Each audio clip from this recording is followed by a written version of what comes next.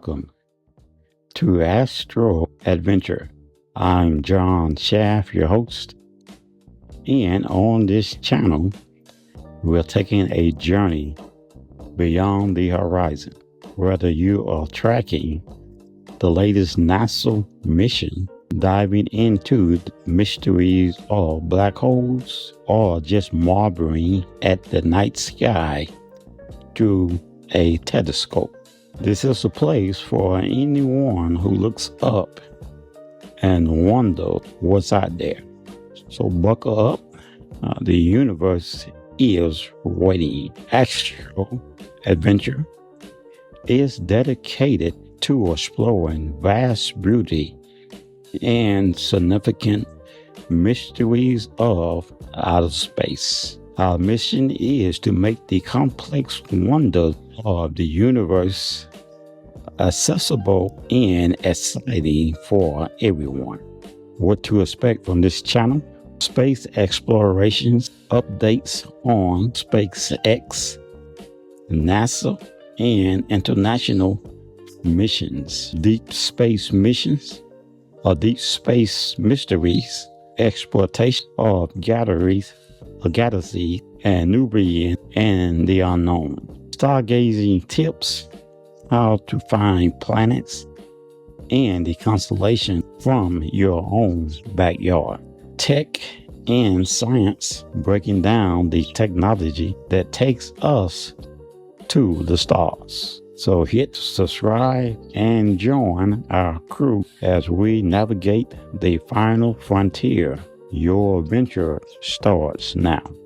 And so once again, I'd like to welcome you to Astral Adventure. Imagine standing on the edge of a black hole or watching a star being born in a distant nebula. Most people look at the sky and see points of light. We are here to show you the stories behind them. On this channel, we blend stunning cosmic visuals and deep dive science to explore the mysteries of the universe. From the physics of space-time to the latest breakthrough in exploration. And so this next clip is going to be Artemis 2 missions. Now the astronauts returning to Earth and the magnificent splashdown. The astronauts has returned from their 10-day trip as they orbit, they rotate or circle around the moon. And NASA has announced, instead of building a space station in the moon orbit, that they had decided to spend billions of dollars to actually build a space station there on, I'm assuming, the dark side of the moon.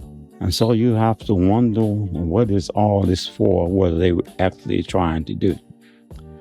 Well, actually, they are trying to prepare for their trip to Mars. So soon you're going to be the first, or see the first human from Earth, first astronaut that actually will go to the planet Mars. Now, actually, if they launch a spaceship from Earth to Mars, this probably is going to be a one-way trip.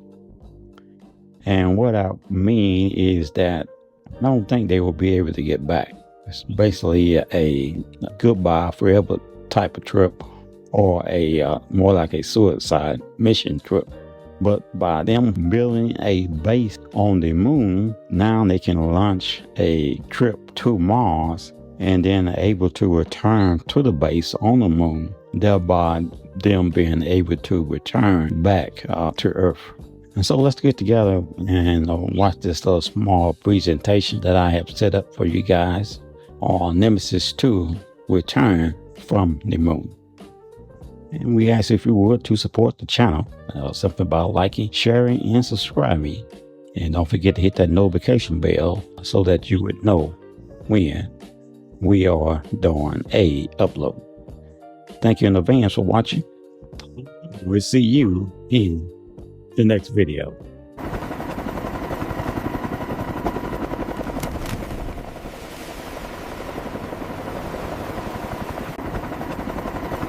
Headline: Artemis II astronauts return to Earth. Body: Astral Adventure.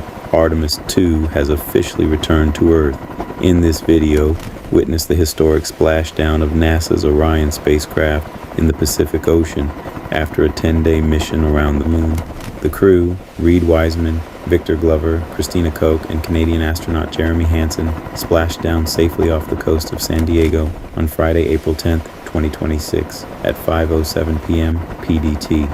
Highlights include re-entry through Earth's atmosphere at 25,000 pH, Mach 33, the dramatic 6-minute communication blackout due to plasma buildup, parachute deployment and splashdown in the Pacific Ocean, recovery of the capsule and crew by the U.S. Navy and NASA teams. This marks the first time humans have returned from the moon since 1972, paving the way for future Artemis III landings.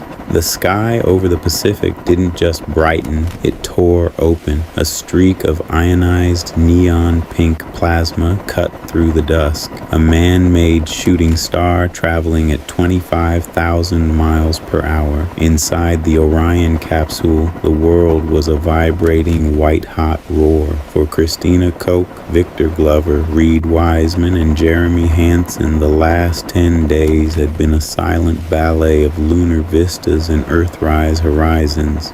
Now physics was demanding its toll. The G-force pressed into their chest like an invisible giant, peaking at nearly 7 times Earth's gravity.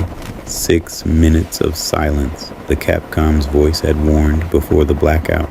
In that window, as the heat shield braved 5,000 degrees Fahrenheit, the crew was truly alone, somewhere between the heavens and the sea. Then, the snap.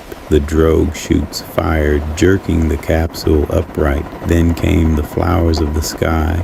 3 massive orange and white main parachutes blooming against the darkening blue. The roar faded into a gentle whistle of wind. Splash. The 16-ton craft hit the water with a massive plume of salt water bobbing like a cork in the swells off the coast of Baja. As the recovery teams from the USS San Diego approached in the twilight, the hatch creaked open. The air that rushed in wasn't the recycled metallic scent of the spacecraft. It was thick, salty, and humid. It smelled like home. The Artemis II mission was over. The moon was once again a destination, and for the first time in over 50 years, its travelers were back in the cradle of the ocean. Since the world was holding its breath, let's look at the global reaction as the hatch finally cracked open. In Times Square, the giant neon tickers froze. The usual cacophony of midtown traffic died down as thousands of people tilted their heads back, watching the grainy, live, infrared feed of the bobbing capsule.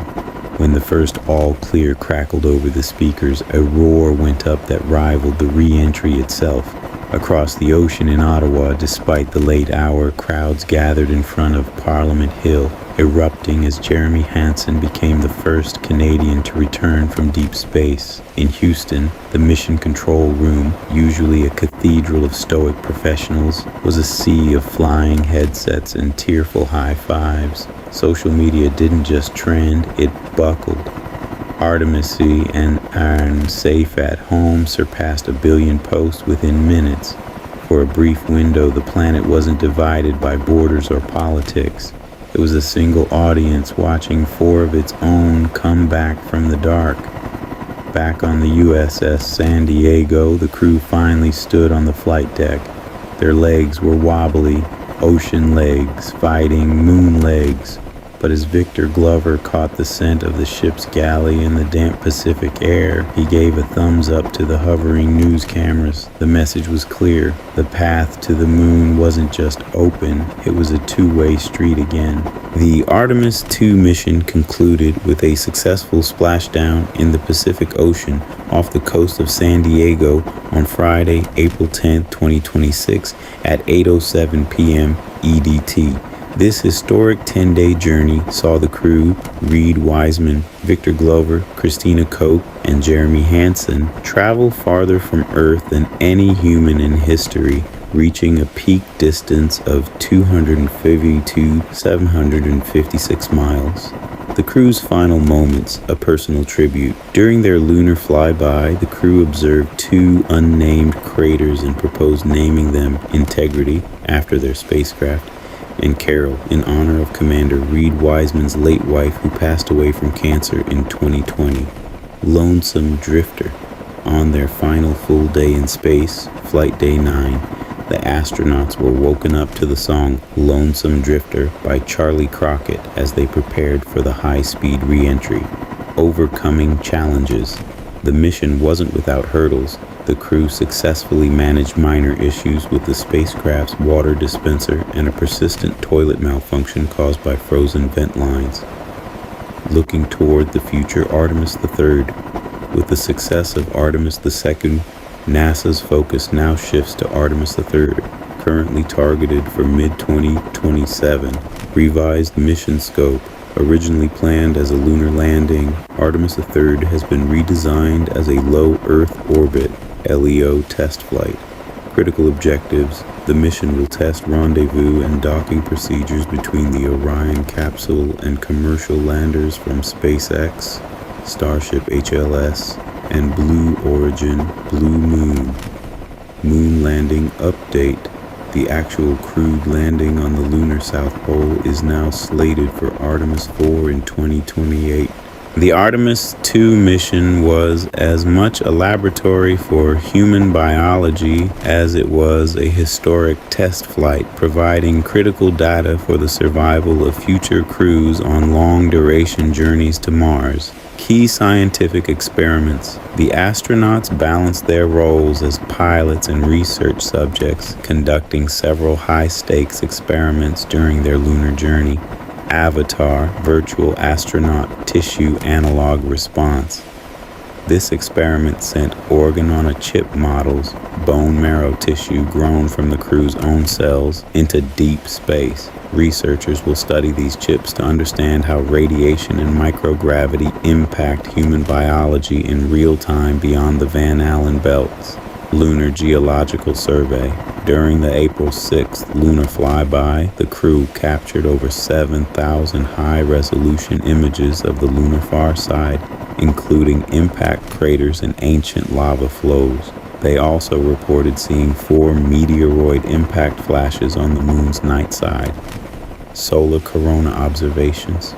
During a unique orbital alignment on April 7th, the crew observed a total solar eclipse from their vantage point, allowing them to study the sun's outermost atmosphere, the corona, as it glowed behind the moon. Human health monitoring. The crew wore Archer wrist monitors to track sleep and activity adaptation, while providing daily saliva and blood samples to measure immune system shifts in deep space. Artemis III, the next giant leap. Following the record-breaking success of Artemis II, NASA is moving rapidly toward Artemis III, currently targeted for mid-2027. Revised mission design. Artemis III is now planned as a low Earth orbit LEO docking demonstration. Its primary goal is to test the rendezvous and docking between the Orion spacecraft and commercial human landing systems from SpaceX and Blue Origin. Training and crew selection. While a specific crew hasn't been named yet, NASA typically selects mission teams approximately 1 year before launch. The training will transition to mission-specific simulations in late 2026, focusing on docking operations and the use of new extravehicular activity (XEVA) suits. Path to the surface. The first crewed landing on the lunar South Pole is now officially slated for Artemis IV in 2028. Following the historic splashdown of the Artemis II mission on April 10, 2026, the scientific community and NASA are analyzing a massive trove of data while shifting focus to the revised Artemis III mission. Lunar Farside observations. During their 7-hour flyby on April 6th, the crew captured over 7,000 images. These visual records provide unprecedented detail of the lunar terrain. Earth-set imagery, recreating a modern version of the 1968 Earthrise. The crew photographed a crescent Earth sinking below the lunar horizon at 6:41 p.m. EDT.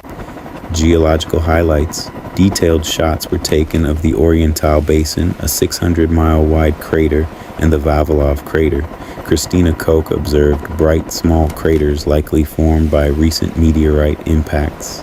Terminator observations. The crew documented the Terminator line, the boundary between day and night, noting that the jagged edges of craters appeared as islands of light in the darkness, scientific breakthroughs, meteoroid impacts. The crew reported seeing multiple impact flashes on the dark side of the moon, a finding that surprised the lunar science team and will be the subject of future research papers. Solar corona. The mission allowed for the first ever safe use of eclipse glasses at the moon to view a total solar eclipse, observing the sun's corona and planetary neighbors like Venus and Saturn. Organ chips. The Avatar experiment successfully tested organ-on-a-chip models containing the astronauts' own cells to study how deep space radiation affects bone marrow and tissue health. Artemis III, tech and training. Artemis III, now targeted for mid-2027, has been redesigned as a low Earth orbit LEO docking demonstration to reduce risk for future landings. Rendezvous and docking. The mission will test the Orion spacecraft's ability to dock with commercial landers, SpaceX's Starship HLS and/or Blue Origin's Blue Moon next-gen suits. The crew will test the Axiom Extravehicular Mobility Unit, Axiom-U, a new spacesuit designed for the lunar surface that has not yet been used in space. Training cadence. With the flight architecture